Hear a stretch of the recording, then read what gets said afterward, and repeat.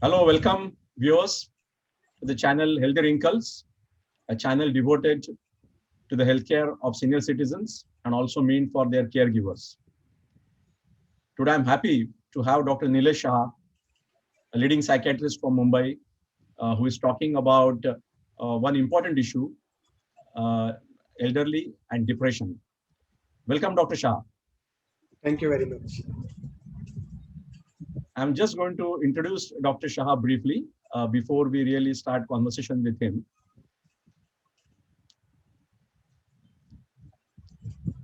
I think one of the important myth, Dr. Shah breaks is that, all of us, we believe that those who take care of the mind and doctors of mind, the psychiatrists are very, very serious people. But I think, Dr. Shah has broken that myth by, putting his introduction, which is very different, little bit of funny, but also very different. But I think the important point for all of us to know, while he has introduced this very lightly, he is leading psychiatrist of the city of Mumbai, also in the country, and one of the finest one, I would say. And he has been associated with Sion Hospital for almost 33 years. And I'm sure he has seen in his more than 3 decades of practice, thousands and thousands of patients. So I think when he talks and when he answers our questions, that's the kind of background he brings to the table. So once again, welcome Dr. Shah for this conversation. So, doctor, my first question is that while our today's topic is depression in the elderly, so while depression can happen at any age for that matter, and also probably in a more younger age, also prevalence is increasing. How common is it in elderly, and whether with the age, whether it changes the prevalence or the occurrence, does it change? So, as you know, I work at Sion Hospital, and we have everyday outpatient department Monday to Saturday. Every day, we get around 30 to 40 new cases and 150 to 200 follow-up patients. Out of these new cases which we see, out of say 30 to 40, around 5 to 10 patients are senior citizens. And the most common psychiatric disorders in senior citizens, which we see, is depression. So at Sion Hospital, every day I see around 3 to 5 senior citizens who come to our outpatient department for depression. Now, as you mentioned, depression is seen in all the age groups. Children also can develop, adolescent can also develop. Depression is 2 to 3 times more common in women. So that is one constant thing about depression. Now, in elderly, it is a little different in the sense that, see, as we grow older, we become more mature, we become more resilient, we become more wise, so wisdom improves. And that's why there are less chances of developing depression in elderly population. But at the same time, depression is more common in patients with medical illnesses. So medically compromised people. So if you see a normal healthy senior citizen, the depression may be around 1 to 5%.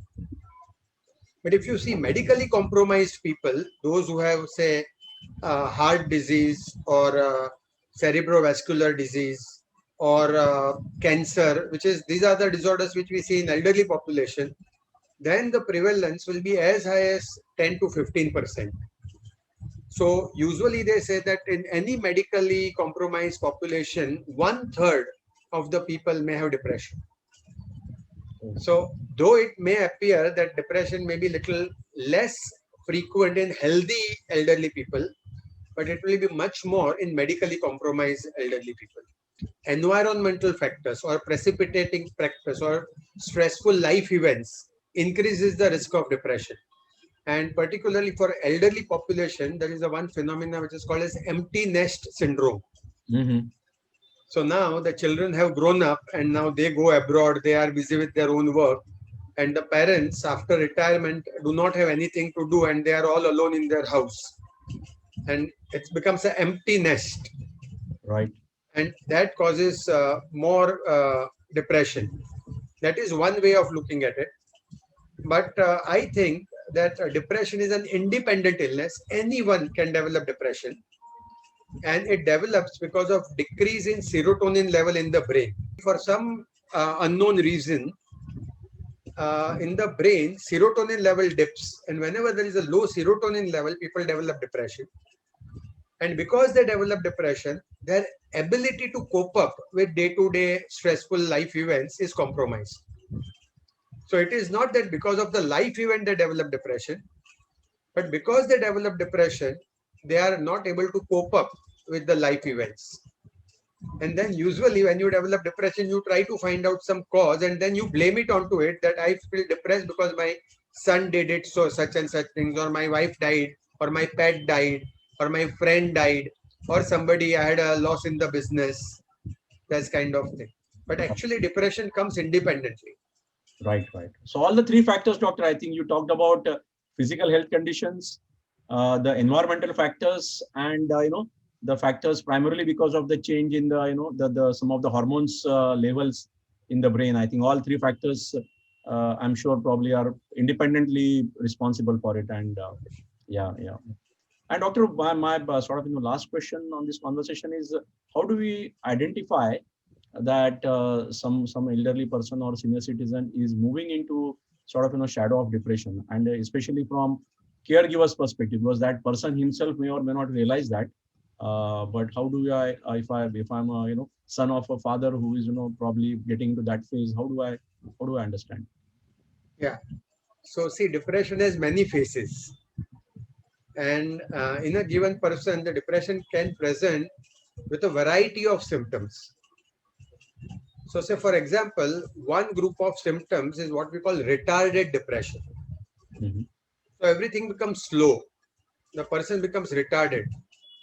He gets up late in the morning. He doesn't want to do anything. He's sluggish. There is a loss of interest in day-to-day activities. But previously used to enjoy watching TV or playing some games or talking to his friends. Now he doesn't like anything. So, and he has sadness of mood. So sad mood and decreased interest in day-to-day activities with psychomotor retardation. Retardation means everything becomes slow. If you ask him, what are you thinking? He says, my mind is empty. I don't get any thoughts in my mind. If you say, why don't you go out? I don't feel like going. There is somebody's wedding. Why not attend that social functioning? No, I don't want to attend. So this is very typical, what we call retarded depression. Okay.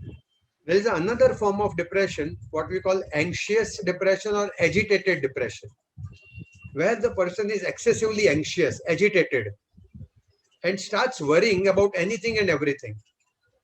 So he gets up in the morning and so today it's a day and how I'll pass my day, and my children has gone for a picnic. So what time they will come back and why they have not come back so far. And children have gone to school. Usually they are back by 5 o'clock. But in Mumbai traffic, whether they have met with an accident. So all negative thoughts with severe anxiety, worries, and agitation and insomnia. They don't get sleep. They wake up early in the morning, or they have difficulty in falling asleep. So this is a little different type of depression, which we call anxious depression or agitated depression. The third type of depression, which is more common in India, what we call somatic depression. So patient doesn't say sadness of mood. Patient doesn't say I feel like crying or I feel depressed. He says I have a headache. I have a body ache. Mm-hmm. And they thoroughly investigate him. He undergoes variety of medical investigations, and these are medically unexplained symptoms: headache, body ache, weakness, sluggishness. And then you don't find anything, and then you sit with him and then kind of dig it inside. You find that he is worried about something, is depressed about something, is unhappy about something. But main symptoms, the presenting symptoms, are bodily symptoms. So what we call somatic depression. And Right, finally, we have depression associated with medical disorders. right. So depression associated with cancer, depression associated with a stroke. So what we call post-stroke depression or post-myocardial infarction depression. So that is also there. Yeah, so for medical illness, suppose you, the first thing you say, bukhar aaya hai kya? Do you have fever? If you don't have fever, then by and large you are good, because fever is the first sign of medical disorder. Similarly, insomnia, sleep disturbances can be the first sign of depression. So anybody who has sleep disturbances, sadness of mood, and loss of interest in pleasurable activities. Okay, I think those are the three wonderful points, doctor. That from a caregiver perspective, really sometimes very difficult to find it out what is happening. But I think those three points are extremely good. So thanks, doctor, for your time, and I'm sure we'll come back again after a few months with maybe a relevant topic in this space, because whether there is a dementia, there is a and so many other disorders also for the elderly, they are very important, and we'll come back with more conversation opportunities, doctor. So thanks Thank for you your very time. much. Yeah, thank you very much for the invitation, and it's always my pleasure. Thank you, So doctor.